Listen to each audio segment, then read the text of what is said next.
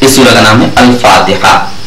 اور بھی نام ہے لیکن جو اس کا سب سے مشہور نام ہے, جو قرآن پاک میں اکثر جتنے بھی قرآن پاک کے کاتب ہیں سب نے اسی نام سے سورہ کو لکھا ہے کہ الفاتحہ, سورہ فاتحہ.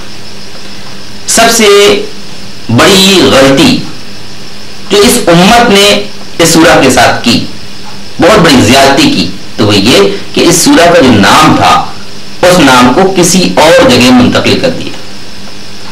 ہم جب بولتے ہیں فاتحہ تو ہمارے ذہن میں قرآن کی اس سورہ کا تصور نہیں آتا, بلکہ کس چیز کا تصور آتا ہے؟ تصور آتا ہے شیرنی کا, تصور آتا ہے اگربتی کا, تصور آتا ہے کہ کچھ لوگ پڑھ رہے ہیں اور پڑھنے کے بعد کسی نہ کسی بزرگ کے نام پر بخش رہے ہیں. اس چیز کا نام جو ہم نے فاتحہ رکھا تو کیا ہوا؟ سورہ فاتحہ کی اہمیت کم ہو گئی. بھلے ہی ایک لفظ دوسرے معنی میں استعمال ہوتا ہو, لیکن اگر اللہ تعالیٰ نے اس لفظ کو کسی خاص معنی کے ساتھ کہیں پر لکھ دیا, بتلا دیا, تو ہمارے لیے یہ ضروری ہو جاتا ہے کہ ہم اس کو اس معنی سے نہ ہٹائیں, ورنہ اس کا تصور ہمارے ذہن سے نکل جاتا ہے. مثلا ایک لفظ ہے خلافت. اسلام میں بادشاہت کا رواج تو ہے نہیں, بادشاہ حقیقی تو صرف اللہ ہے. باقی اس دنیا میں اللہ تعالیٰ جس کو بھی طاقت عطا فرماتا ہے اور ملک عطا فرماتا ہے تو وہ بادشاہ نہیں ہوتا بلکہ نیابت کرتا ہے. اللہ کے قانون کی, اللہ کے احکام کی, اللہ کے نبی کے شریعت کی نیابت کرتا ہے, اس لیے وہ خلیفہ ہوتا ہے, وہ اس کا خلیفہ ہوتا ہے, اس کا نائب ہوتا ہے جو ان قوانین کو انجام دیتا ہے. تو لہذا اس کا نام رکھا گیا خلافت. لیکن آگے چل کے آج ہمارے زمانے میں اس خلافت کے لفظ کو کون سا معنی پہنا دیا گیا؟ مخالفت کا. یعنی کانگریس بھاجپا کی مخالفت کر رہی ہے, بی ایس پی سمرداتیوں کی مخالفت کر رہی ہے. تو یہ مخالفت کے معنی میں خلافت آ گیا. بھاجپا کانگریس کی خلافت کر رہی ہے اور کانگریس بھاجپا کی خلافت کر رہی ہے. تو اس خلافت کو کس معنی میں لے لیا؟ مخالفت کے معنی میں.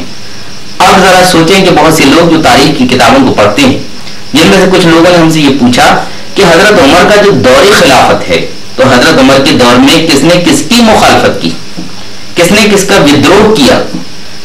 حضرت ابو بکر صدیق کا دور خلافت آپ کے دور میں کس سے خلافت ہوئی؟ یعنی کس نے کس کا ورود کیا, کس نے کس کی مخالفت کی؟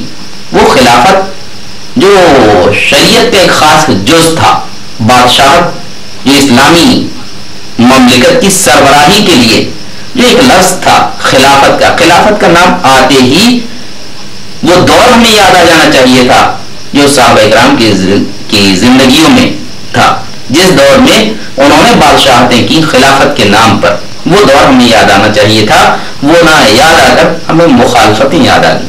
اسی طریقے سے جب بھی کسی لفظ کو اس کے معنی سے ہٹا کر کسی اور معنی کو میں ہم لے جاتے ہیں تو اس کے ساتھ ہماری بڑی ہی زیادتی ہوتی ہے, اس کے ساتھ ہمارا بڑا ہی ظلم ہوتا ہے.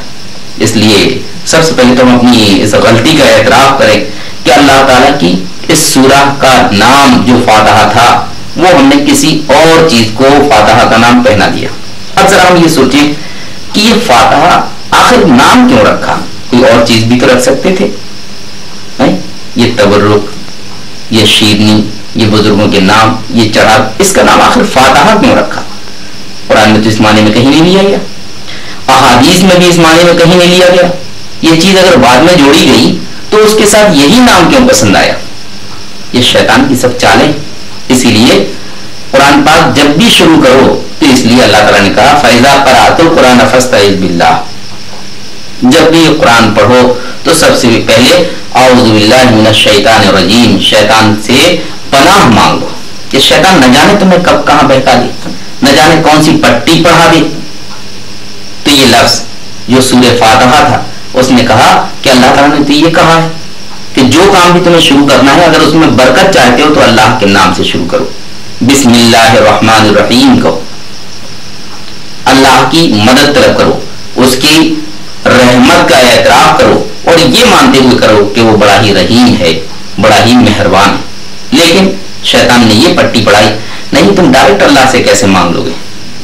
تمہیں اگر کسی چیز میں برکتیں چاہیے، اگر تمہیں یہ چاہیے کہ اس کام میں تمہاری بھلائی ہو، تو اللہ کے نام سے نہیں، یہ غیر اللہ کے نام سے کرو، ان بزرگوں کے نام سے کرو جو تمہاری بات کو اللہ تک پہنچا دیں، تمہاری بات کو اللہ تک پہنچا دیں۔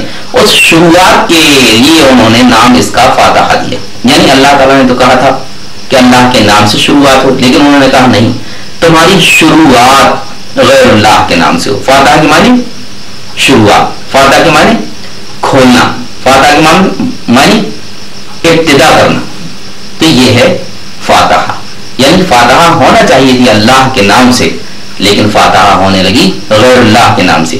اور یہاں تک یہ بات آئی کہ لوگوں نے یہ کہا اللہ کی تو فاتحہ ہوتی نہیں، فاتحہ تو ہم غیر اللہ ہی کی کریں گے، یعنی صرف اللہ کی فاتحہ ہو سکتی ہے بھائی، غیر اللہ کی نہیں ہو سکتی ہے۔ جو ہم بسم اللہ الرحمن الرحیم پڑھتے ہیں یہی تو ہماری فاتحہ ہے، چاہے ہم نیا مکان بنوائیں تب بھی بسم اللہ کہہ کر اس پر قدم رکھیں، چاہے نئی دکان ہم ایجاد کریں اس پر بھی ہم بسم اللہ الرحمن الرحیم کہہ کر اس کو کھولیں، جب دکان کے ہم تالے کھولیں تب بھی ہم بسم اللہ الرحمن الرحیم کہیں، جب ہم کھانا کھانے کے لیے بیٹھیں تب بھی ہم بسم اللہ الرحمن الرحیم کہیں۔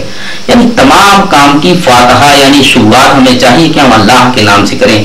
ہمارے درمیان جو ایک چڑھاووں کا رواج آ گیا ہے کہ ہم بزرگوں کے نام سے ابتدا کرنے لگے اور اس کا نام ہم نے جو فاتحہ رکھ دیا، یہ ہم نے قرآن پاک کی اس سورہ کے ساتھ بھی ظلم کیا اور اسلامی سوچ کے ساتھ بھی۔ یہ خالص شرک والا تصور ہے۔ کافروں نے بھی یہ کہا تھا کہ ہم کسی کو اس لیے نہیں پکارتے، لا نعبد الا لیقربونا الی اللہ زلفی، ہم تو انہیں اس لیے پکارتے ہیں کہ یہ ہماری بات کو اللہ تک پہنچا دیں، اس لیے کہ ہم گنہگار آدمی، ہماری تو وہاں تک پہنچ ہے نہیں، ہماری بات تو وہاں تک نہیں پہنچ سکتی، آخر کون ہے جو اس بات کو پہنچائے گا؟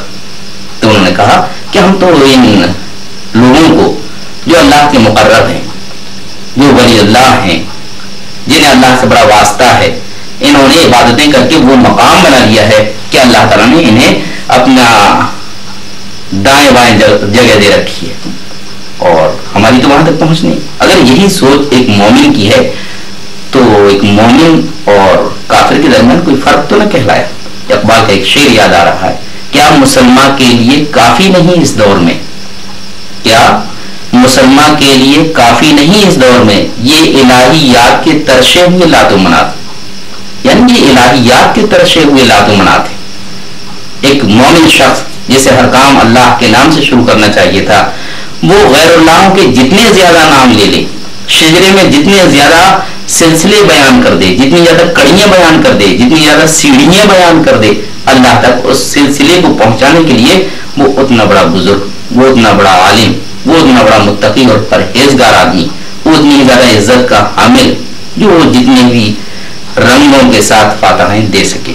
تو ہمیں یہ چاہیے کہ سورہ فاتحہ کو ہم صرف فاتحہ بولیں، اور جو دوسرے چڑھاووں کو اور دوسری چیزوں کو جو فاتحہ بولتے ہیں اس سے ہمیں چاہیے کہ ہم اعراض کریں، اس سے بچیں، اور اپنے مسلم بھائیوں کو یہ سمجھائیں کہ یہ نظریہ غلط ہے۔ بہرحال فاتحہ صرف اللہ کے نام سے شروعات کو کہتے ہیں۔